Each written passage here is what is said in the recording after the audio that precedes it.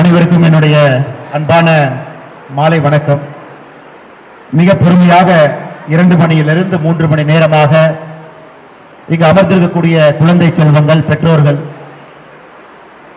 வீதி ரீடர்ஸ் அமைப்பினுடைய தன்னார்வ நண்பர்கள், வீதி ரீடர்ஸ் அமைப்பினுடைய முழு நேர பணியாளர்கள், நம்முடைய சீஃப் எக்ஸிகியூட்டிவ் ஆபீசர் அருமை சகோதரர் டாக்டர் பிரபா அவர்கள், மேடையின் மீது இருக்கக்கூடிய, நான் பேசுறது கேக்குதான்னு தெரியலீங்க, பின்னாடி எல்லாம் கேக்குதுங்களா? மேடையின் மீது இருக்கக்கூடிய ராம்ஜி பவுண்டேஷனுடைய நிறுவனர் அன்பு சகோதரர் அஸ்வின் அவர்கள், AR4 டெக் பிரைவேட் லிமிடெட் அதனுடைய நிறுவனர் அருமை சகோதரி அக்கா சிவசங்கரி அவர்கள், ஸ்ரத்தா மானு பவுண்டேஷன் அதனுடைய பவுண்டர் அருமை சகோதரி மதுமிதா அவர்கள், நம்முடைய புரிந்துணர்வு ஒப்பந்தத்தில் கையெழுத்திட்டு 11 விவசாய தோட்டத்தில் வீதி ரீடர்ஸ் பவுண்டேஷன் சார்பாக 2 நாள் 7 நாள் யூத் இன்டர்ன்ஷிப் ஃபார்மர்ஸ் அவர்களை உள்ளே அழைத்து ஒரு குடும்பமாக அவர் நடத்துவதற்கு தயாராக இருக்கக்கூடிய 11 விவசாய பண்ணைகளுடைய விவசாய பெருமக்கள், நம்முடைய சிறப்பு அழைப்பாளராக இங்கே வந்திருக்கக்கூடிய விவசாய பெருமக்கள், கடந்த 5 ஆண்டு காலமாக வீதி ரீடர்ஸ் அமைப்பு அதற்கு ஊக்கமும் ஆக்கமும் கொடுத்துக் கொண்டிருக்கக்கூடிய பெரியவர்கள், சகோதரிகள், தாய்மார்கள், சகோதரர்கள் எல்லோருக்குமே என்னுடைய மாலை வணக்கத்தை தெரிவித்துக் கொள்கின்றேன். நாம் காத்திருக்கும் ஒரு கணமும் நமது பிரச்சனைகள் மேலும் பெரிதாகின்றன. நமது எதிர்காலத்தை வடிவமைப்பதில் ஒவ்வொரு வினாடியும் முக்கியமானது. கடிகாரத்தினுடைய நேரம் விரைவாக செல்கிறது. உலகம் நம்மை உற்று நோக்கி காத்திருக்கிறது. வாய்ப்பு இருந்தும் அதை புறக்கணித்த தலைமுறையாக நாம் இருக்கக்கூடாது. மாறாக ஒன்றுபட்டு எழுந்து மாற்றத்தை நிகழ்த்திய தலைமுறையாக நாம் இருப்போம். இது ஒரு 12 வயசு பாப்பா எழுதின ஒரு புத்தகம். அந்த 12 வயசு பாப்பா கோயம்புத்தூர்ல PMC கேந்திரிய வித்யாலயாவில் படிக்கக்கூடிய ஒரு மாணவி புனிதம் செந்தில்குமார் ஒரு 2 வாரங்களுக்கு முன்பு எனக்கு இந்த புத்தகத்தை கொடுத்தாங்க. அந்த புத்தகத்தினுடைய முதல் பக்கத்திலேயே நான் படித்த வாக்கியங்கள் இடம்பெற்றிருக்கிறது. அந்த பாப்பா கிட்ட நான் கேட்டேன், கண்ணு உனக்கு 12 வயசு தான் ஆகுது, ஒரு புத்தகம் எழுதியிருக்கிறீங்க, அந்த புத்தகத்துல 17 சாப்டர், மொத்தம் 17 விஷயங்களை பேசி இருக்கிறாங்க. அவங்களுடைய வாழ்க்கையில ஒரு கேன்டீன் போறாங்க. அந்த கேன்டீன்ல எவ்வளவு இயற்கையான உணவுகள் இருக்கு. கோயம்புத்தூர்ல சாந்தி சோசியல் சர்வீஸ் அத ஒரு சாப்டர் எழுதி இருக்கிறாங்க. இந்த காலத்துல இட்லி 10 ரூபா, இந்த காலத்துல தோசை 10 ரூபா, இந்த காலத்துல டீ 5 ரூபா, முழு சாப்பாடு சப்பாத்தி குருமா சாப்பாடோடு ஆரம்பித்து ஸ்வீட் வரைக்கும் 20 ரூபா, 4 துண்டு பண்ணு வாங்கினீங்கன்னா 5 ரூபா, ஒரு வெண்ணிலா கிரீம் பென் வாங்கினீங்கன்னா 18 ரூபா, ஹார்லிக்ஸ் வாங்கினீங்கன்னா 15 ரூபா, காபி 10 ரூபா, காய்கறி ஜூஸ் 5 ரூபா. இது அந்த பாப்பா அவங்களோட அப்பாவோட போகும்போது அந்த கேன்டீன்ல இருக்கக்கூடிய விலை பட்டியலை பார்க்கிறாங்க. இவ்வளவு சீப்பா, இவ்வளவு எளிமையாக, அதே நேரத்தில் சுவையாக, குவாலிட்டியா கொடுக்கறாங்களே அப்படிங்கறத பார்த்து இன்ஸ்பயர் ஆகி அவங்க செல்லக்கூடிய எல்லா இடத்திலும் கூட ஒரு விஷயத்தையும் உற்று பார்க்கிறாங்க. அதை 17 சாப்டரா தொகுத்து ஒரு சிறுமியின் 17 கனவுகள் அப்படிங்கிற புத்தகமா எழுதியிருக்கிறாங்க. இந்த மேடைக்கு வந்த எல்லா குழந்தைகளுக்கு கூட அந்த வாய்ப்பை ஏற்படுத்தி இந்த புத்தகத்தை எனக்கு அன்பளிப்பா கொடுத்திருக்கோம். நம்முடைய குழந்தைகள் அதை படிக்கணும். எப்படி நம்முடைய புனிதம் செந்தில்குமார் அவர்கள் 12 வயசுல ஒரு தீர்க்க சிந்தனைவாதியாக இருக்கிறாங்க. நம்முடைய குழந்தைகளுக்கும் கூட அந்த சின்ன ஒரு தீ பொரிய எங்கேயோ ஒரு இடத்துல ஆரம்பிக்கணும் அப்படிங்கிறது நம்முடைய நோக்கம். எதற்காக இந்த புத்தகத்திலிருந்து நான் பேச ஆரம்பிக்கிறேன் அப்படின்னாங்க, ஒரு கிராமத்தில் இருக்கக்கூடிய குழந்தைக்கும் நகரத்தில் இருக்கக்கூடிய குழந்தைக்கும் என்னதான் நம்ம சொன்னாலும் கூட அடிப்படையில் அவர்களுடைய வளர்ச்சிக்கு கிராமப்புற பகுதியிலிருந்து வரக்கூடிய குழந்தைகளுக்கு நிறைய அட்வான்டேஜ் இருந்தாலும் கூட நிறைய இடத்துல டிஸ்அட்வான்டேஜ் இருக்கு. காரணம் வளரக்கூடிய சூழல், அவர்களுக்கு கிடைக்கக்கூடிய வாய்ப்புகள். இன்னைக்கு நம்முடைய வீதி ரீடர்ஸ் அறக்கட்டளை நம்முடைய ஃபர்ஸ்ட் சேலஞ்ச், மிக முக்கியமான பிரச்சனையாக நாம் பார்ப்பது கிராமப்புறத்தில் இருக்கக்கூடிய குழந்தைகளுக்கு நகரப்புறத்தில் ஒரு பெரிய மாநகரத்தில் பெங்களூரோ டெல்லியோ பாம்பேவோ சென்னையோ கோயம்புத்தூரோ ஒரு பெரிய நகரப்புறத்தில் கிடைக்கக்கூடிய ஒரு வாய்ப்பு நம்முடைய கிராமப்புற குழந்தைகளுக்கு கிடைக்க வேண்டும் என்பது நம்முடைய மிக முக்கியமான எண்ணம், நோக்கம். இப்ப அதற்காகத்தான் கடந்த 5 ஆண்டுகளாக கடுமையான களப்பணியில வீதி லீடர்ஸ் வேலை பார்க்கிறாங்க. ஒரு சிலம்பமா இருக்கலாம், ஆனா இங்க இருக்கக்கூடிய மாஸ்டர் நல்ல மாஸ்டர் கண்டுபிடிச்சு அவங்கள கொண்டு வந்து சிலம்பத்தை சொல்லிக் கொடுக்கணும். காரணம், இன்னைக்கு சிலம்பம் கேலோ இந்தியா ஸ்போர்ட்ஸா மாறிடுச்சுங்க. 2036 இந்தியாவுக்கு ஒலிம்பிக் போட்டி ஒருவேளை கிடைக்கும் பொழுது, நிச்சயமா கிடைக்கும் பொழுது ஒலிம்பிக் போட்டியாக வருவதற்கும் சிலம்பத்திற்கு ஒரு வாய்ப்பு இருக்கு. ஏன்னா ஒரு ஒலிம்பிக் போட்டியை நடத்தக்கூடிய ஒரு நாடு தனக்கு பிடித்த 2 விளையாட்டை அவங்க நடத்தக்கூடிய ஒலிம்பிக் போட்டியில் அவங்க அதை வச்சுக்கலாம். கபடி வச்சுக்கலாம், சிலம்பம் வச்சுக்கலாம். இன்னையிலிருந்து நாம தயார் பண்ணி கொண்டு வரும் பொழுது 2036 இன்னும் 10 ஆண்டுகள் கழித்து அரவையிலிருந்தோ பக்கத்தில் இருக்கக்கூடிய கிராமப்புற பகுதியிலிருந்து யாராவது ஒரு குழந்தைக்கு நிச்சயமாக சிலம்பத்தில் இந்தியாவுக்கு தங்க பதக்கம் கிடைப்பதற்கு ஒரு வாய்ப்புனா ஏன் நாம உருவாக்க கூடாது? நம்ம சிந்தனை எல்லாம் ஒரு வெறும் சிலம்பத்தை கட்டிட்டு அவங்க கிராமத்தில் இருக்கக்கூடாது, இன்னும் மேலே போடுவதற்கு ஒரு வாய்ப்பு. இன்னைக்கு இந்தியாவுடைய செஸ்ல ஒரு பேசும்பொழுது ஒரு சகோதரி சொன்னாங்க, கிராண்ட் மாஸ்டர்ஸ் தமிழ்நாட்டில் தான் இன்னைக்கு அதிகப்படியான கிராண்ட் மாஸ்டர்ஸ் இந்தியாவில் இருக்கிறாங்க. நம்முடைய தமிழகத்தில் தான் அதிகப்படியான யங் கிராண்ட் மாஸ்டர்ஸ் இருக்காங்க. ஆனா உன்னிப்பா நீங்க பாக்குறீங்க அப்படின்னா அந்த கிராண்ட் மாஸ்டர்ஸ் எல்லாத்துக்குமே நல்ல ஒரு கோச் நகரப்புறத்தில் கிடைக்கிறாங்க. இப்ப ரமேஷ் அவங்க எடுத்துக்கிட்டீங்க, எம்பி ரமேஷ் எடுத்துக்கிட்டீங்கன்னா பிரக்னானந்தா உருவாக்குறாங்க, அவங்க சகோதரி வைஷாலியை உருவாக்குறாங்க, இன்னும் பெரிய பெரிய மனிதர்களை கோச் ரமேஷ் உருவாக்கிட்டே இருக்கிறாங்க. சிட்டியில ஒரு ஸ்பெசிபிக் அட்வான்டேஜ் இருக்கு. ஆனா கிராமப்புறத்தில் ஒரு குழந்தை படிக்கும் பொழுது சூழல், இயற்கை, சுற்றுச்சூழல் நன்றாக இருந்தாலும் கூட ஃபெசிலிட்டி அவங்களுக்கு ஒரு பெரிய பிரச்சனையா இருக்கு. அதை உடைக்க வேண்டும் என்பது வீதி லீடர்ஸ் நோக்கம். ஆனால் இந்த ஆண்டு நீங்க மேடையில பேசும் பொழுதே சொன்னீங்க, இப்ப நாம செஸ் ஆரம்ப காலம் சொல்லி கொடுத்துட்டோம், குழந்தைகள் கத்துக்க ஆரம்பிச்சுட்டாங்க, விளையாடுறாங்க, உள்ளூர்ல பதக்கம் வாங்குறாங்க, தமிழக அளவுல வாங்குறாங்க, கரூர்ல வாங்குறாங்க. நம்முடைய நோக்கம் எல்லாம் உங்களை இன்னும் கிராண்ட் மாஸ்டரா ஒரு ILO ரேட்டிங்ல உங்களை மேல கொண்டு போகணும், அதுல அதிகப்படியான எண்ணிக்கையில நீங்க மேல வரணும், ஒரு கிராண்ட் மாஸ்டர் உருவாக்கணும் அப்படிங்கிற நோக்கம். ஆனா இன்னைக்கு நாம செய்யறது பவுண்டேஷன் லெவல் ஒர்க். ஆனா நிச்சயமா வருகின்ற காலத்துல ஒரு நகரத்துல கிடைக்கக்கூடிய வாய்ப்பு கிராமப்புறத்துல உங்களுக்கும் அதை ஏற்படுத்தி கொடுக்க வேண்டும் என்கின்ற போராட்டத்தை நாங்கள் கையில் எடுத்திருக்கின்றோம். நிச்சயமாக அதை சாத்தியமாக்குவோம் என்கின்ற நம்பிக்கை எனக்கு இருக்கு. அதே போல அடுத்து நாம் சாப்பிடக்கூடிய உணவு, எம்என்சி எல்லாம் முன்னாடி இருக்கிறாங்க, முன்னெடுக்கையில நிறைய விவசாய பெருமக்கள் அமர்ந்திருக்கின்றார்கள். எனக்கு தெரிஞ்சு 20 ஆண்டுகளுக்கு முன்பே அவங்கள டெக்ஸ்டைல் ஃபீல்டுல கொடி கட்டி பறந்தவர்கள் ஒரு நாள் எனக்கு எதுவும் வேண்டாம் என்று மூட்டை முடிச்சு கட்டிவிட்டு கிராமத்தை நோக்கி படையெடுத்து கிராமத்தில் விவசாயம் பண்ணி அங்க இயற்கை விவசாயத்தோடு சார்ந்து வாழ்ந்து அவங்க தயாரிக்கக்கூடிய உணவை அவங்களாகவே உண்டு இன்னைக்கு நமக்கெல்லாம் ஒரு முன்மாதிரியாக இருக்கக்கூடிய மனிதர்கள் இந்த முன்னெடுக்கையில் அமர்ந்திருக்கிறார். எதற்காக இதை நான் சொல்றேன்னாங்க, இன்னைக்கு நம்முடைய நாட்டை பொறுத்தவரை உலகத்தினுடைய பல நல்ல விஷயங்கள் நம்முடைய பாரத நாட்டில் நடந்தாலும் கூட உலகத்தினுடைய கேன்சர் கேபிட்டலாக மாறி இருக்கின்றோம், உலகத்தினுடைய டயபெட்டிஸ் டைப் 1 டைப் 2 சுகர் கேபிட்டலாக மாறி இருக்கின்றோம், உலகத்தினுடைய ரத்த அழுத்த நோய் பிபி பிளட் பிரஷர் அதனுடைய கேபிட்டலா மாறி இருக்கும், இந்த உலகத்தினுடைய அல்சர் கேபிட்டலாக மாறி இருக்கின்றோம். இவ்வளவு ஓடுவது எதற்காக? இவ்வளவு பணம் சம்பாதிப்பது எதற்காக? எல்லோரும் நகரத்தை நோக்கி படையெடுப்பது எதற்காக? அதை உடைத்து மறுபடியும் கிராமப்புறத்தில் ஆரோக்கியமான முறையில் நாம் நம்முடைய உணவை தயாரிக்கணும், அந்த உணவை உண்ணணும். இளைஞர்கள், படித்த இளைஞர்கள் திரும்ப கிராமத்தை நோக்கி வர வேண்டும் என்பதற்காக இன்னைக்கு இன்னொரு புரிந்துணர்வு ஒப்பந்தத்தை நாம் இங்கே செய்திருக்கின்றோம். 2 நாட்கள் 7 நாட்கள், அண்ணா கொஞ்சம் மைக் நல்ல மைக்கா இருந்தா கொஞ்சம் மாத்தி கொடுங்க. 2 நாட்கள் 7 நாட்கள் இன்னைக்கு நம்முடைய படித்த மாணவர்கள் யாராக இருந்தாலும் கூட, நம்முடைய படித்த மாணவர்கள் யாராக இருந்தாலும் கூட 2 நாட்கள் 7 நாட்கள் என்ற 11 விவசாய பெருமக்களை இன்னைக்கு அறிமுகப்படுத்தணும். ஐஐடி பல்கலைக்கழகத்தில் இந்த இயற்கை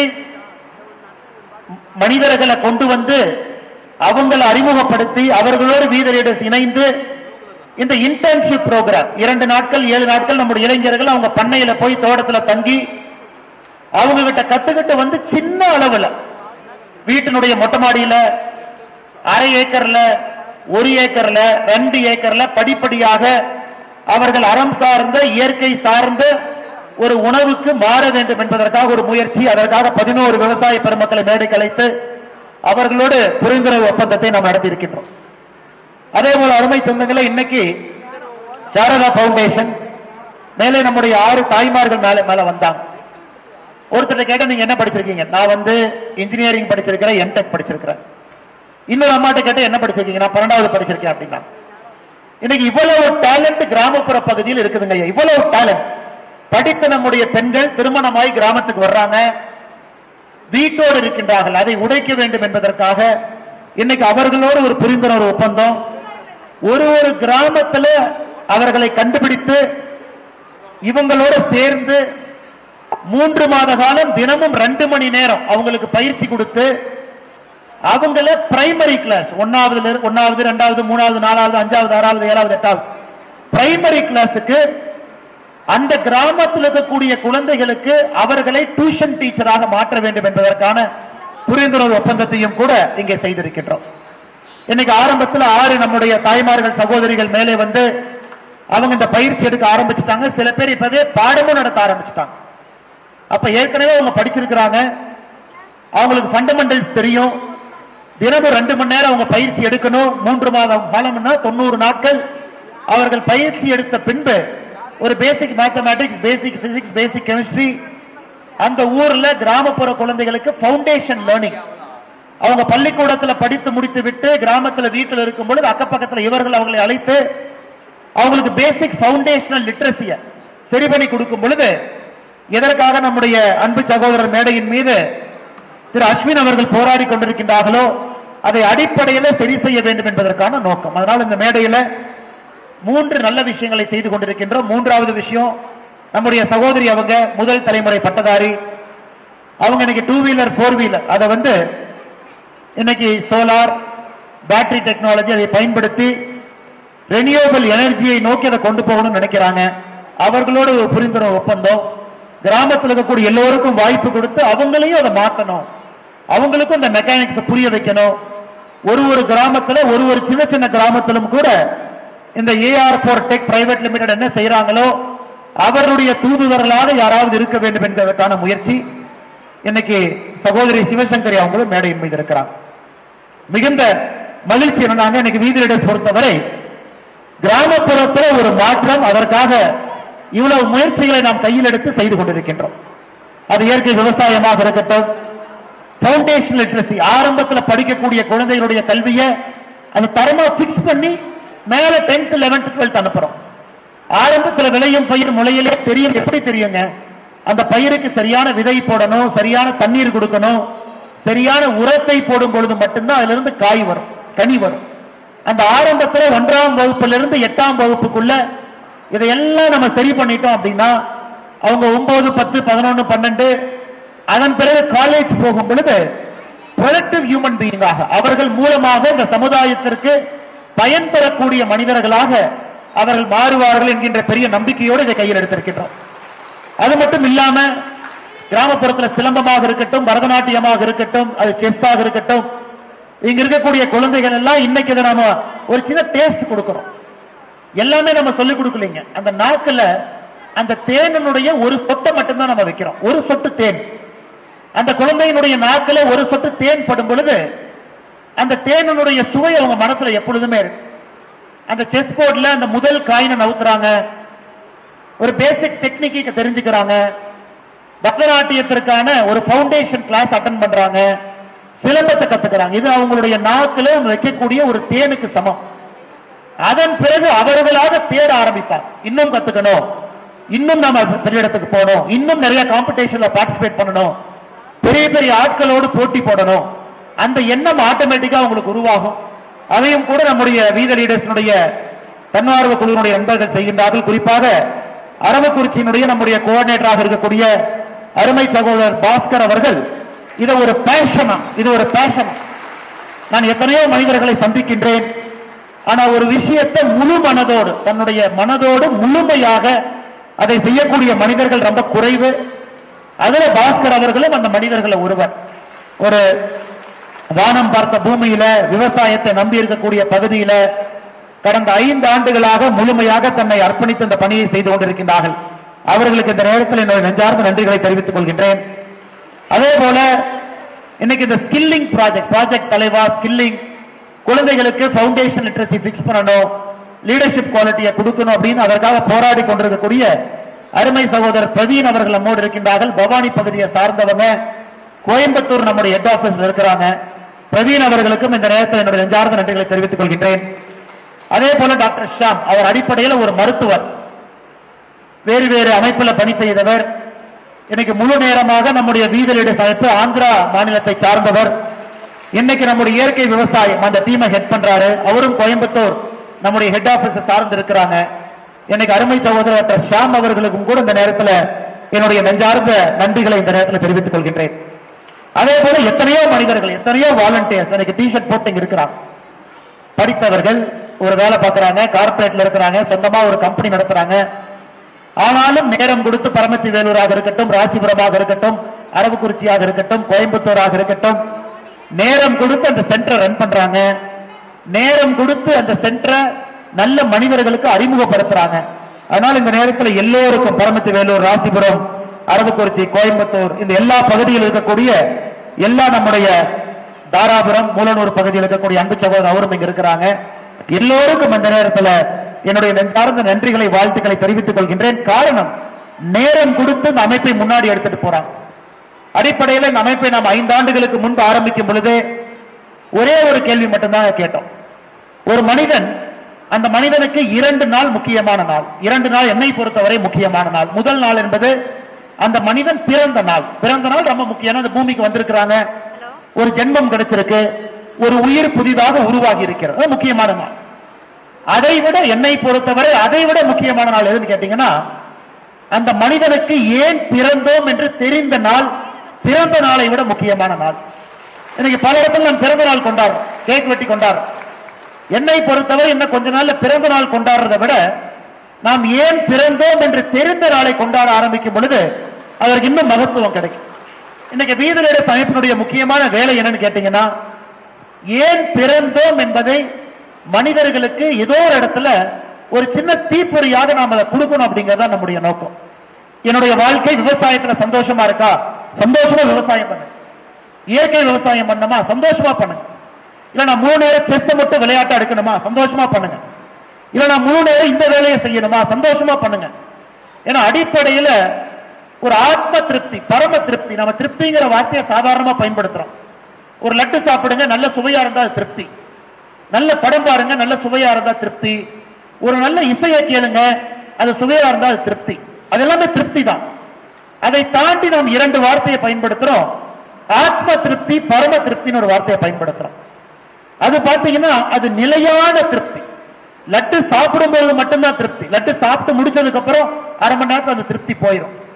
படம் பார்க்கும் பொழுது நன்றாக இருக்கும், நல்லா அடிச்சிருக்காங்க, நல்ல இசை நல்லா இருக்கு, 1 மணி நேரம் கழிச்சு போயிடும். ஆனா நிலையான திருப்தி ஒரு மனிதனுக்கு இருக்க வேண்டும் என்றால் அந்த மனிதன் இன்னொரு மனிதனுக்கு சேவை செய்யும் பொழுது மட்டும்தான் நிலையான திருப்தி அந்த மனிதனுக்கு இருக்கு.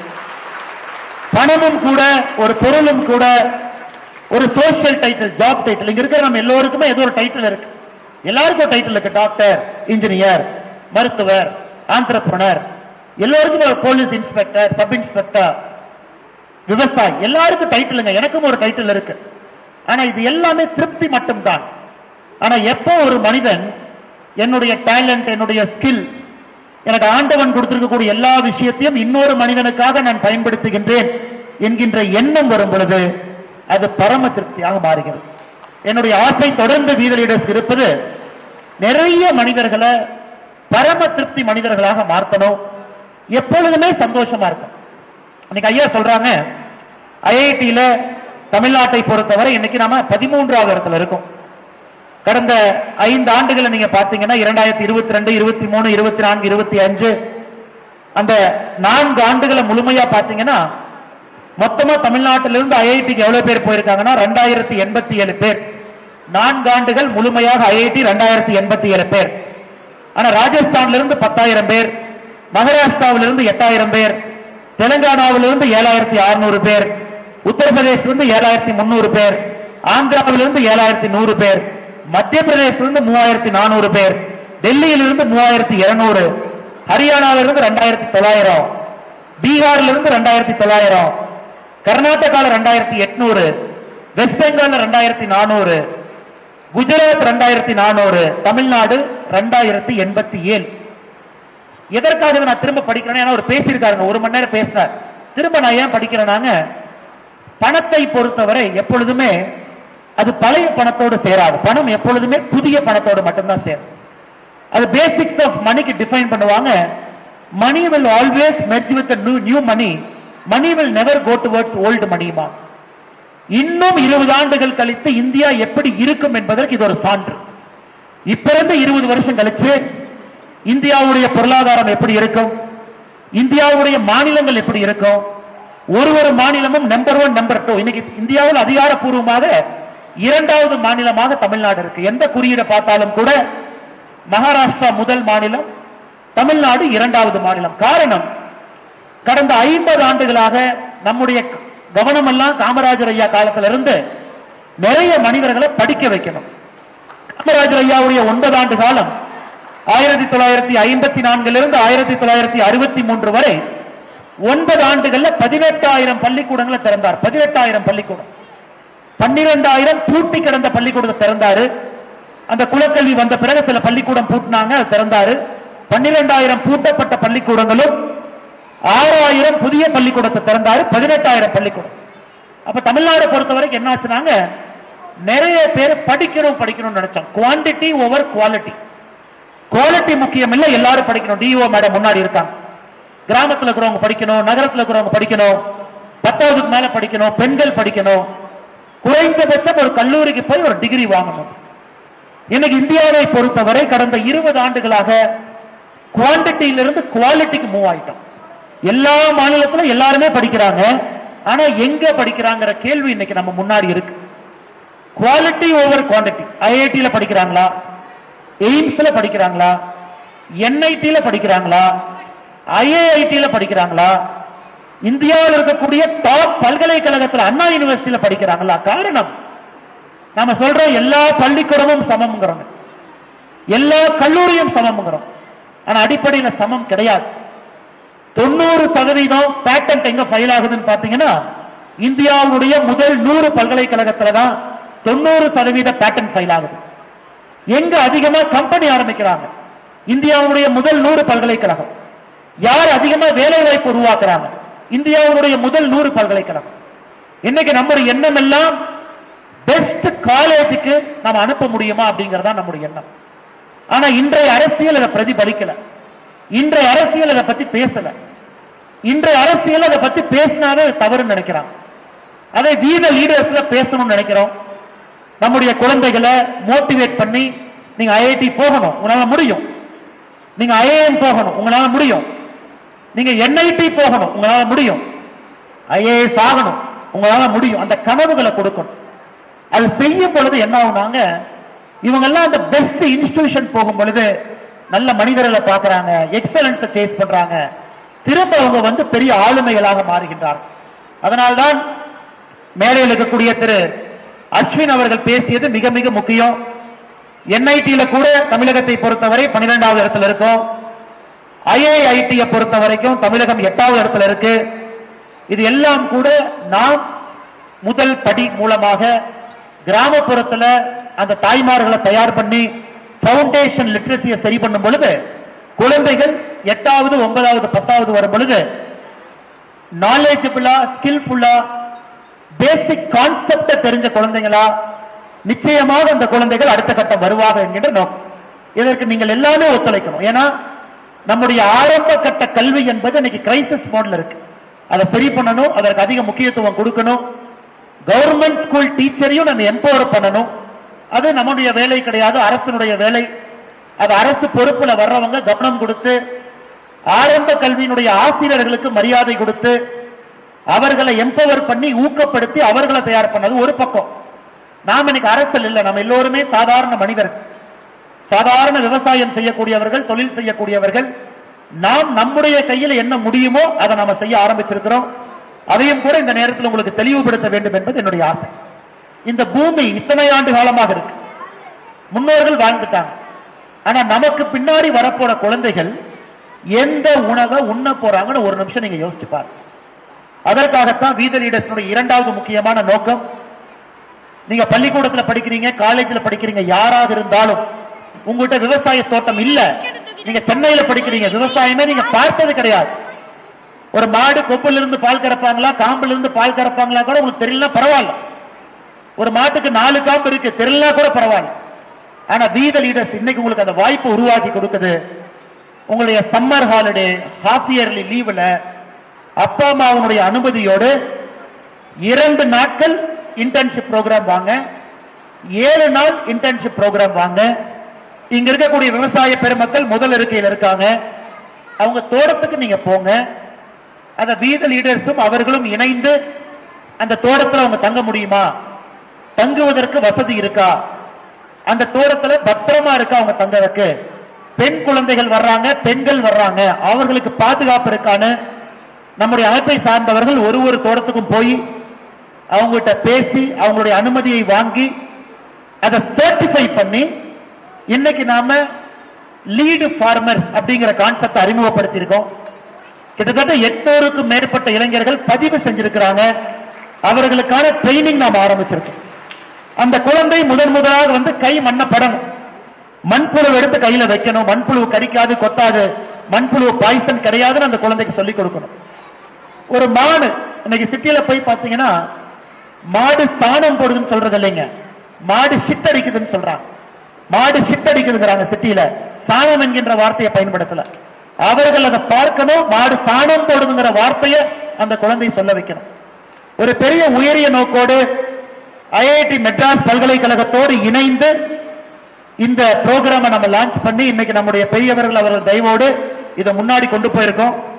இதுவும் மிக மிக முக்கியம். அதனால அந்த குழந்தை இந்த ட்ரைனிங் ப்ரோக்ராம் முடிச்சு திரும்பி போகும் பொழுது அவங்க அம்மா சொல்லுவாங்க, அம்மா தோட்டம் இல்லாட்டி பரவாயில்ல, வீட்டினுடைய மொட்டை மாடியில ஹைட்ரோபோனிக் ஃபார்மிங் பண்ணுங்க, வீட்டு மொட்டை மாடியில கீரை போடுங்க, பால்கனியில காய்கறி போடுங்க, அந்த காய்கறியை உணவா சமைச்சு கொடுங்க, எல்லாமே மார்க்கெட்ல போய் வாங்காதீங்க அப்படின்னு அந்த குழந்தை சொல்லிட்டாங்கனாவே இந்த 2 டே இன்டர்ன்ஷிப் ப்ரோக்ராம் நமக்கு வெற்றின்னு அர்த்தம். அதையும் முன்னெடுத்து நடத்தக்கூடிய விவசாய பெருமக்கள் இங்க இருக்கிறாங்க, நம்முடைய தன்னார்வ நண்பர்கள் இருக்கின்றார்கள். அவர்களுக்கும் இந்த நேரத்தில் என்னுடைய நெஞ்சார்ந்த வாழ்த்துக்கள் என்று தெரிவித்துக் கொள்கின்றேன். அது மட்டும் இல்ல, நிறைய குழந்தைகள் இங்க இருக்கிறனால இதையும் சொல்ல வேண்டிய கட்டாயமும் கடமையும் எனக்கு இருக்குது. நான் ஒரு முறை சவுத் ஆப்பிரிக்கா போயிருந்த பொழுதுங்க, ஒரு 4 ஆண்டுகளுக்கு முன்பு நெல்சன் மண்டேலா அவர்களுடைய பிறந்த நாள் ஜூலை 18ஆம் தேதி. அந்த புரோகிராம்ல பிரிக்ஸ் சம்மிட் புரோகிராம்ல பொலிட்டிக்கல் பார்ட்டி புரோகிராம் நான் சார்ந்திருக்கக்கூடிய கட்சியின் சார்பாக பிரதிநிதியாக சவுத் ஆப்பிரிக்கால இந்த பிரிக்ஸ் சம்மிட்டுக்கு நான் சென்றிருந்தேன். சவுத் ஆப்பிரிக்காவுடைய ஜனாதிபதி சிரில் ராமபோசே அவர்கள் அந்த புரோகிராம்ல அவர் தான் சிறப்பு விருந்தினர். நாங்க எல்லாம் உட்கார்ந்து இருக்கோம். சிரில் ராமபோசே அவர்கள் 1 மணி நேரம் தாமதமா வந்தாங்க. எல்லா நாடுகள், சைனா, இந்தியா, உலகத்தில் கிட்டத்தட்ட 70-80 நாட்டுகளுடைய பிரதிநிதிகள் இருக்கிறாங்க. சிரில் ராமபோசே மேடைக்கு வந்தோடனே சவுத் ஆப்பிரிக்காவுடைய ஜனாதிபதி மேடைக்கு வந்து மைக் எடுத்து, எல்லாரும் நீ மன்னிச்சுங்க, இன்னைக்கு நெல்சன் மண்டேலா அவருடைய பிறந்த நாள். அவருடைய பிறந்த நாள்ல இந்த நாட்டு மக்கள் எல்லோரும் கட்டாயமா ஒரு வேலையை செய்யணும், இந்த நாட்டினுடைய ஜனாதிபதி நானும் செய்யணும், அந்த வேலையை செஞ்சுட்டு வர்றதுக்கு தாமதம் ஆயிடுச்சு. எனக்கு ஒரு மாதிரி தூக்கு வாங்கி போட்டுச்சு. இது ஒரு ஜனநாயக நாட்டில் எதுவுமே நம்ம கம்பல்சரி பண்றது கிடையாது. ஒரு கம்யூனிஸ்ட் நாடா இருந்தா கம்பல்சரி மிலிட்டரி சர்வீஸ், கம்பல்சரி இதை பண்ணுங்க, கம்பல்சரி அதை பண்ணுங்க. நம்ம ஊர்ல எதுவுமே கம்பல்சரி இல்லை. நம்ம இந்தியாவை பொறுத்தவரை எதுவும் கம்பல்சரி இல்லை. அப்ப ஒரு ராமபோசே சொல்றாரு, நெல்சன் மண்டேலாவுடைய பிறந்த நாள்ல இந்த நாட்டினுடைய ஒரு குடிமகனும் அன்னைக்கு 67 நிமிஷம், ஏன்னா 67 ஆண்டுகள் நெல்சன் மண்டேலா அவர்கள் சவுத் ஆப்பிரிக்காவுக்காக 67 ஆண்டுகள் அவர் பாடுபட்டார். அதுக்காக 67 நிமிஷம் ஏதாச்சும் ஒரு சர்வீஸ் அவங்க பண்ணணும். மரம் வைக்கலாம், அரசு பள்ளியில பாடம் எடுக்கலாம், ஒரு அரசு கட்டடத்தை போய் சுத்தம் பண்ணலாம், ஏதாச்சும் ஒரு விஷயத்தை அந்த நாட்டுக்காக, அந்த நாட்டினுடைய ஒரு குடிமகனும் ஜூலை 18ஆம் தேதி 67 நிமிஷம் அவங்க பண்ணணும். நாட்டினுடைய ஜனாதிபதியாக இருந்தாலும் அவர் செய்யணும், கடைக்கோடியில் இருக்கக்கூடிய மனிதனும் செய்யணும். யோசிச்சு பாருங்க, இது எவ்வளவு பவர்ஃபுல் ஒரு சர்வீஸ் ஸ்பிரிட்டை உருவாக்கும் பாருங்க. ஒரு குழந்தை பள்ளிக்கூடத்தில் இந்த ஆண்டு 67 நிமிஷம், அடுத்த ஆண்டு 67 நிமிஷம், 10ஆம் கிளாஸ் வரைக்கும் டெய்லி ஒரு வருஷமும் 67 நிமிஷம் சேவை பண்றாருன்னா அந்த குழந்தை ஆட்டோமேட்டிக்கா அதை 100 நிமிஷம், அது 200 நிமிஷம், அது 300 நிமிஷமா மாற்றுவாங்க. அதனாலதான் நம்முடைய வி தி லீடர்ஸ் ஃபவுண்டேஷனுடைய நீங்கள சத்திய வாக்கு சத்திய பிரமாணம் எடுத்த பொழுது ஒரு வார்த்தையை பயன்படுத்துறாங்க. குறைந்தபட்சம் 1 மணி நேரம் நீங்க சர்வீஸ் பண்ணுங்க. நம்முடைய அமைப்பினுடைய தன்னார்வலா நீங்க இருக்கிறீங்க அப்படின்னா 1 மணி நேரம் சர்வீஸ் பண்ணுங்க. 1 மணி நேரம். அந்த சர்வீஸ்ங்கிறது என்னங்க? உங்களை தாண்டி ஒரு மனிதனுக்கு உதவி பண்ண அது சர்வீஸ். இல்ல நான் கம்பெனிக்குள்ள ப்ராஃபிட் மோட்டிவ்ல பண்ணேன், இல்ல நான் குடும்பத்துக்குள்ள ஒண்ணு பண்ணேன், என் சொந்த குழந்தைக்கு நான் சொல்லிக் கொடுத்தேன் என்பதை தாண்டி உங்களோட 24 மணி நேரத்துல 1 மணி நேரத்தை ஒதுக்கி உங்களை தாண்டி உங்க ஈகோவை தாண்டி இன்னொரு மனிதன், சமுதாயம், இன்னொரு வீடு, இன்னொரு கிராமம், நம்முடைய நாடு, அந்த நாட்டினுடைய முன்னேற்றத்திற்காக 1 மணி நேரம் தினமும் கொடுக்க பாருங்க அப்படிங்கிறது நம்முடைய வாலண்டியர்ஸ்க்கு நம்ம வைக்கக்கூடிய ஒரு வேண்டுகோள். இப்ப நான் ஒரு அரசியல் கட்சியை சார்ந்து இருக்கிறனால எனக்கு அது 8 மணி நேரமோ, சில நாள் 10 மணி நேரமோ, சில நாள் 12 மணி நேரமோ அந்த வேலையை செய்ய வேண்டும். அது கட்டாயமும் இருக்கு. நான் இஷ்டப்பட்டு அந்த நேரத்தை செய்யறேன். ஆனா நம்முடைய தன்னார்வ நண்பர்கள் அவங்க எந்த அரசியல் கட்சியிலும் இல்ல, அவங்க எல்லாமே 10 மணி நேரம் பிரைவேட் கம்பெனில வேலை பார்க்கிறாங்க. அப்படி இருந்தும் கூட எத்தனையோ பேரு தினமும் 1 மணி நேரம் ஒதுக்கி ஆன்லைன்ல ட்ரைனிங் கொடுக்கறாங்க, இயற்கை விவசாயத்தை பத்தி பேசுறாங்க, மரம் வைக்கிறாங்க, சைலண்டா இவ்வளவு வேலைகள் செய்து கொண்டிருக்கின்றார்கள். அவர்களுக்கும் இந்த நேரத்தில் என்னுடைய நெஞ்சார்ந்த நன்றிகளை தெரிவித்துக் கொள்ளும். அதனால இந்த கூட்டத்தில் பங்கு பெறக்கூடிய எல்லா அன்பு சொந்தங்களுக்கும் என்னுடைய அன்பான வேண்டுகோள், நாம் உங்களிடம் இந்த பவுண்டேஷன்ல நீங்க வாலண்டியரா இருக்கீங்க, நாம் உங்களிடம் வைக்கக்கூடிய ஒரே ஒரு வேண்டுகோள் கோரிக்கை, 60 நிமிஷம் உங்களால கொடுக்க முடியுமான்னு பாருங்க. நம்ம கேட்கணும். உங்க கிராமத்துல, உங்க வீட்டை சுத்தி இருக்கக்கூடிய பகுதியில நீங்களா ஒரு சின்ன குழுவை ஒருங்கிணைத்து வடிவமைத்து சுத்தம் பண்றதா இருக்கட்டும், ஒரு 4 பேருக்கு சொல்லிக் கொடுக்கறதா இருக்கட்டும், 4 நல்ல விஷயத்தை பேசுறதா இருக்கட்டும், ஒரு ரீடிங் கிளப். இன்னைக்கு பாருங்க, செய்தித்தாளை காலையில் நீங்க ஓபன் பண்ணீங்கன்னா 80% நெகட்டிவ் நியூஸ். 80%. நான் நிறைய நேரம் செய்தித்தாள் எடுத்து செக் பண்ணுவேன், இன்னைக்கு எவ்வளவு நெகட்டிவ் நியூஸ் போட்டிருக்கான்னு பார்ப்பேன்.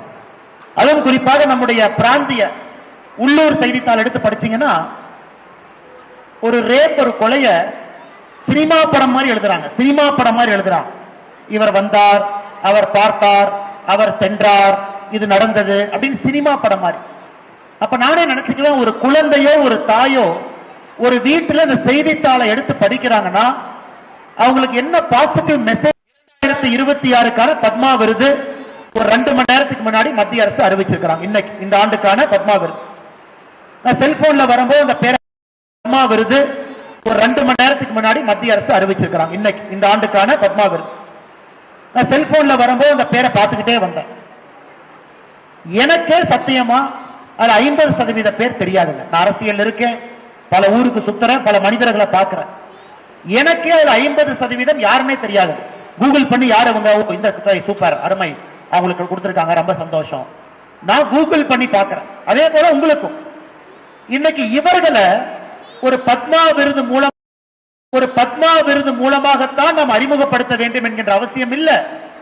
உள்ளூர்ல இருக்கக்கூடிய வி தி லீடர்ஸ் வாலண்டியர் உங்க கிராமத்துல அவங்கள பிடிச்சு அவங்கள வச்சு ஒரு கூட்டம், அவங்க ஒரு இன்ஸ்பிரேஷன் ஸ்டோரி, ஒரு இன்ஸ்பைரிங் ஸ்டோரி, அதனால ஒரு மாற்றத்தை நீங்க ஏற்படுத்துறீங்க. ரொம்ப சந்தோஷம். இப்ப 2வது இருக்கையில ஜவஹர் இருக்கிறாங்க, வெள்ளஹோ இல்ல, ஒரு வீடு கட்டினார். அந்த வீடு முழுவதுமே இயற்கை பொருட்களை வைத்து இயற்கையான ஒரு பசுமை வீடு. கடந்த 200-300 ஆண்டுகளாக தமிழ்நாட்டில் வீடுகள் ஜன்னல், நம்முடைய வீடு கட்டக்கூடிய முறையை கண்டுபிடித்து அதே போல வீடு, இது ஒரு லேபர் ஆஃப் லவ், ஒரு ஆசையில கட்டுறாங்க.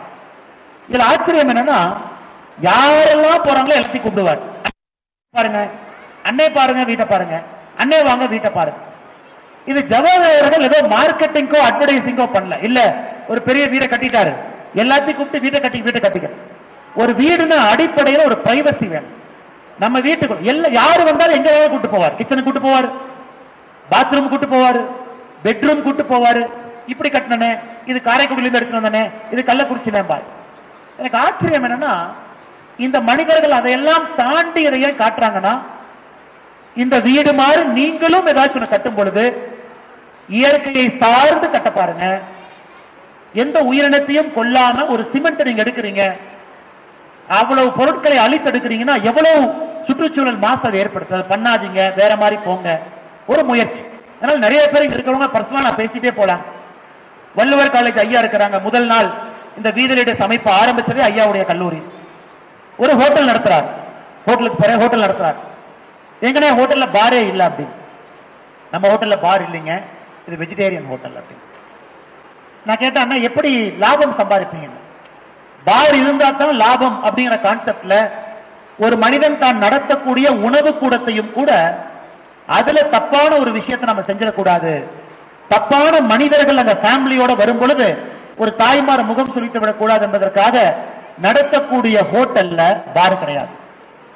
அடுத்தவர் நடத்தக்கூடிய பெட்ரோல் பம்ப். இன்னைக்கு 1 லிட்டர் நீங்க பெட்ரோல் அடிக்கிறீங்கன்னா, இன்னைக்கு அந்த 1 லிட்டர் எங்க வந்துச்சு, 1 கிலோ எங்க வந்துச்சுன்னா அது ஒரு ஸ்டாண்டர்ட் யூனிட்.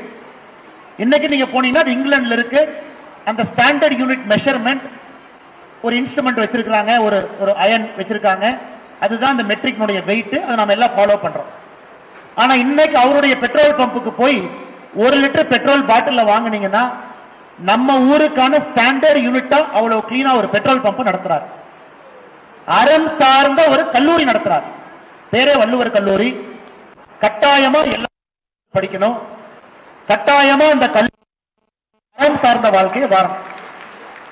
இன்கம் டாக்ஸ் நேர்மையா இன்கம் டாக்ஸ் கட்டுறாருன்னு எல்லா வருஷமும் இந்த சர்க்கிள்ல இன்கம் டாக்ஸ் அவார்டு வாங்கக்கூடிய ஒரு மனிதர் அவர் இங்க உட்கார்ந்திருக்காரு. இந்த மாதிரி நான் ஒருத்தரையும் சொல்லிக்கிட்டே போலாம். இந்த 2 ரோல் இருக்கக்கூடிய எல்லாருக்கும் நான் சொல்லிக்கிட்டே போலாம். எதுக்காக சொல்றேன்னாங்க, இவர்களை தாண்டி வெளியே யாருக்குமே தெரியாது.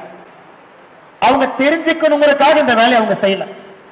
ஒரு எம்என் பெரியசாமி அவர்களோ, ஒரு வள்ளூர் காலேஜோ, ஒரு பசுமை வீடு இருக்கக்கூடிய அண்ணன் ஜவஹர் அவர்களோ, இந்த இருக்கையில் இருக்கக்கூடிய நம்முடைய அழைப்பை ஏற்று வந்திருக்கக்கூடியவங்களோ, அவங்க பேரு பேப்பர்ல வரணும், சோசியல் மீடியால வரணும், ட்விட்டர்ல வரணும், எதுக்கும் செய்யல. அவர்களுக்கு பரம திருப்தி அதனால செய்யறாங்க. நான் பரம திருப்தி என்கின்ற வார்த்தையை பயன்படுத்துறேன்.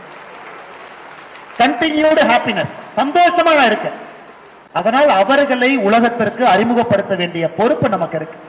அதனால் நம்முடைய தன்னார்வ நண்பர்கள் இன்னைக்கு தமிழ்நாட்டில் இந்த ஆண்டு நிறைய பத்மா கொடுத்திருக்கோம்.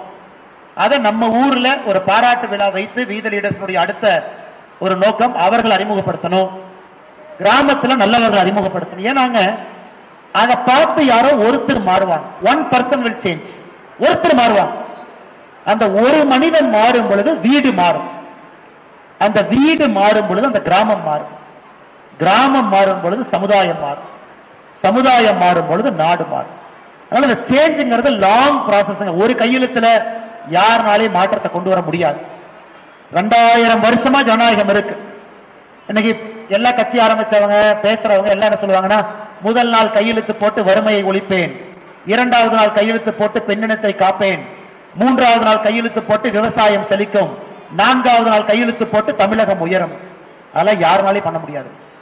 இந்த சின்ன சின்ன மாற்றத்தை நம்ம சேர்த்து கொண்டு போக மட்டும்தான் அது பெரிய மாற்றமாக மாறும். அதுல அரசியல் முக்கியம். அரசியல் நம்முடைய பிரதிநிதி முக்கியம். நம்முடைய பஞ்சாயத்து தலைவர், நம்முடைய எம்எல்ஏ, நம்முடைய எம்பி ரொம்ப முக்கியம். ஏன்னா அவங்க தான் நம்ம சார்பா பேசணும். அவங்க தான் அசம்பிளியில போய் சண்டை போடணும். அவங்க தான் இந்த மண்ணுக்கு எது சரின்னு அவங்க தான் பேசணும். பாராளுமன்றத்துக்கு போகக்கூடியவங்க டெல்லியில பாராளுமன்றத்தில் இந்த மண்ணுக்கு எது சரின்னு அவங்க தான் பேசணும். ஆனாலும் மாற்றம் நடந்துருமா?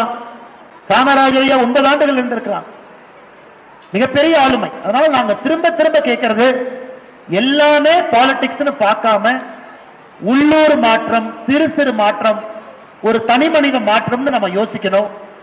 இது ஒரு பெரிய ஒரு ஆழமரமாக இது மாற வைக்கணும். அது வீத லீடர்ஸ் நோக்கம்.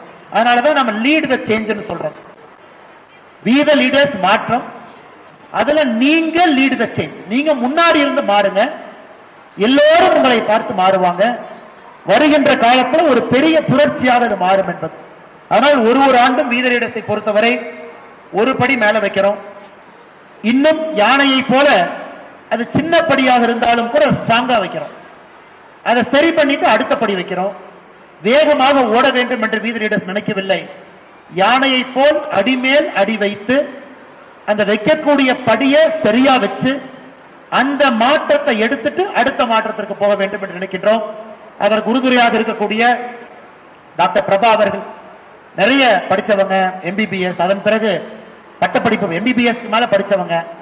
ஆனா அவரும் முழு நேர பணியாளராக, ஃபுல் டைம் வாலண்டியராக, நம்முடைய சீஃப் எக்ஸிகியூட்டிவ் ஆபீசராக டாக்டர் பிரபா அவர்கள் ஒரு இன்ஸ்பைரிங் ஸ்டோரி. ஸ்கேன் பண்ணா 5000, காய்ச்சலுக்கு போனா 10,000, கார்பரேட் மருத்துவமனைக்கு போனா யாரும் உடம்பாக பார்க்கல, ஸ்கேன் பண்ணும்போது கூட பர்சுக்குள்ள எவ்வளவு இருக்குன்னு தான் ஸ்கேன் பண்றாங்க. அப்படி இருக்கக்கூடிய காலகட்டத்தில் ஒரு மருத்துவர் இதை லீட் பண்ணி நான் முழு நேரமா டைம் கொடுக்குறேன்னு சொன்னது நம்ம எல்லோருக்கும் கூட ஒரு பெரிய சந்தோஷமான விஷயம். அவரோ இருக்கக்கூடிய மொத்த குழு இங்க இருக்கிறாங்க. எல்லோருமே பெயரை விரும்பாதவர்கள், தன்னுடைய பணியை அவங்க பாட்டுக்கு எந்த எதிர்பார்ப்பும் இல்லாம செய்யறவங்க. அவர்களுக்கும் இந்த நேரத்தில் நன்றி தெரிவித்து, நம்மை நம்பி நிறைய பெற்றோர்கள் குழந்தைய விட்டுருக்காங்க, குழந்தைய நம்பி நம்ம கிட்ட அனுப்புறாங்க. எங்களுடைய முதல் நோக்கம் அந்த குழந்தைக்கு அது சேஃப் ஸ்பேஸா இருக்கணும். we are very clear about it. எங்ககிட்ட ஒரு குழந்தை 18 வயசு கீழே வர்றாங்கன்னா எங்களுடைய ஃபர்ஸ்ட் வேலை அந்த குழந்தை ஒரு சேஃப் ஸ்பேஸ்ல, தரமான, பாதுகாப்பான, அந்த குழந்தைக்கு மரியாதை கொடுக்கக்கூடிய ஒரு இடமாக வீதி லீடர்ஸ் நாங்க வச்சிருக்கோம். கற்றல் என்பது இரண்டாவது. அந்த சேஃப் ஸ்பேஸ்ல அந்த குழந்தை இரண்டாவது கத்துக்கணும். அதன் பிறகு அந்த குழந்தை அடுத்த பரிமாணத்துக்கு போகணும்னு. அதனால் அந்த குழந்தைக்கான சேஃப் ஸ்பேஸை உருவாக்கி, குறிப்பாக பெண் குழந்தைகளுக்கு இதை ஒரு தாரக மந்திரமாக நம்முடைய வாலண்டியர்ஸ் அந்த ஸ்பேஸை உருவாக்கி தாய்மார்களுடைய நம்பிக்கை நீங்க வாங்கியிருக்கிறீங்க. ஒரு தாய்மாரனுடைய நம்பிக்கையை வாங்குவது இந்த உலகத்துல ரொம்ப கடினமான வேலை. அதை வீதி லீடர்ஸ் வாங்கியிருக்கிறீங்க. நிறைய குழந்தைகள் நம்மளை நம்பி சிலம்பமாக, செஸ் எல்லா இதுக்கும் அனுப்பி இருக்கிறாங்க. அதை தொடர்ந்து அந்த ஸ்டாண்டர்டை நீங்க மெயின்டைன் பண்ணணும், இன்னும் மேல மேல போகணும் அப்படிங்கிற என்னுடைய வாழ்த்துக்களையும் உங்களுக்கு தெரிவித்து, மேடையில நம்மோடு புரிந்து உணர்வு ஒப்பந்தம் போட்டிருக்கக்கூடிய இந்த 3 அற்புதமான ஆளுமைகள்கிட்ட ஒரே ஒரு பிராமிஸ் நாங்க பண்றோம். எங்களுடைய நேரத்தையும் எங்களுடைய உழைப்பையும் எங்களுடைய தன்னார்வ குழுக்களுடைய உழைப்பையும் முழுமையா நாங்க கொடுக்கிறோம். இது ஒரு சக்சஸ்ஃபுல் ப்ராஜெக்டா, நல்ல ஒரு யூனியனா, ஒரு மாற்றத்தை ஏற்படுத்தக்கூடிய யூனியனா நாம் எல்லோரும் சேர்ந்து இதை நம்ம செய்யணும். எங்கேயோ நடக்கக்கூடிய சிறிய மாற்றம். நம்ம எல்லோரும் 70 வயசுக்கு மேல போனஸ், என்ன கேட்டீங்கன்னா 60 வயசுக்கு மேலேயே போனஸ். 60 வயசுக்கு மேல வாழக்கூடிய ஒரு ஆண்டும் போனஸ் தான். அதனால் வாழக்கூடிய அந்த வாழ்க்கையை பக்குவமாக, நிதானமாக, நம்ம இன்னொரு மனிதனுக்கு சேவை செய்யக்கூடிய வரமாக நம்முடைய வாழ்க்கையை வாழ்ந்து முழு நேரமாக பணியாற்றக்கூடிய தன்னார்வலர்களுக்கு நன்றி தெரிவித்து, டாக்டர் பிரபா அவர்களுக்கு நன்றி தெரிவித்து, நம்முடைய ஒரு அலுவலகத்தினுடைய லீடு கோஆர்டினேட்டர் இங்க வந்திருக்கிறாங்க, தாராபுரம், ராசிபுரம், பரமத்தி வேலூர், கோயம்புத்தூர், அவர்களுக்கும் நன்றி தெரிவித்து, 12,000க்கும் மேற்பட்ட தன்னார்வ நண்பர்கள் நம்மளோடு இணைந்திருக்கின்றார்கள், அவர்களுக்கும் நன்றி தெரிவித்து, குழந்தை செல்வம் பொறுமையாக இன்னைக்கு இருந்தீங்க, உங்களுக்கும் நன்றி தெரிவித்து, வந்த எல்லோருக்கும் நன்றி தெரிவிச்சுக்கிறேங்க. கடைசியா ஒரே நிமிஷம், நான் உள்ள வரும்போது சொன்னேன், அண்ணா இது எந்த காரணத்துக்கும் கூட ஒரு அரசியல் கட்சி கிடையாது. நாம் இது அரசியல் கட்சி போல ஒரு தனி மனிதனுக்கு துதி பாடுவது நம்முடைய வீதி லீடர்ஸ்ல இல்ல. இந்த வீதி லீடர்ஸ்ல அனைவரும் சமம். அதனாலதான் எனக்கு அவங்க கொடுத்திருக்கக்கூடிய டைட்டில் சீஃப் சர்வன்ட் அப்படின்னா முதன்மை சேவகன் அப்படின்னு கொடுத்திருக்காங்க. ஒரு பிரசிடென்டோ அப்படின்னு கொடுக்கல. முழு நேரமா வேலை செய்யறவங்களுக்கு சிஇஓங்கிற டைட்டில் கொடுத்திருக்காங்க. தொடர்ந்து நம்ம மெயின்டைன் பண்ணது ரொம்ப முக்கியங்க. அதனால முடிந்தவரை என்னுடைய புகைப்படத்தையும் கூட நீங்கள் தவிர்க்க வேண்டும் என்கின்ற அன்பான வேண்டுகோளை எல்லா ஆண்டும் வைப்பது போல இந்த ஆண்டும் நான் வைக்கிறேன். எல்லா இடத்துலையும் தவிர்த்துட்டீங்க, இருந்தும் 2-3 புகைப்படம் இருக்கு, அதுவும் அடுத்த ஆண்டு வராத மாதிரி நீங்க பாத்துக்கணும் அப்படிங்கிற அன்பான வேண்டுகோளை வைத்து இந்த அரங்கத்தில் இருக்கக்கூடிய எல்லா பெரியவர்கள், தாய்மார்கள், நம்மை நம்பி வந்திருக்கக்கூடிய எல்லோருக்கும் நன்றி தெரிவித்து என்னுடைய உரையை முடித்துக் கொள்கின்றேன். நன்றி, வணக்கம். பாரத்.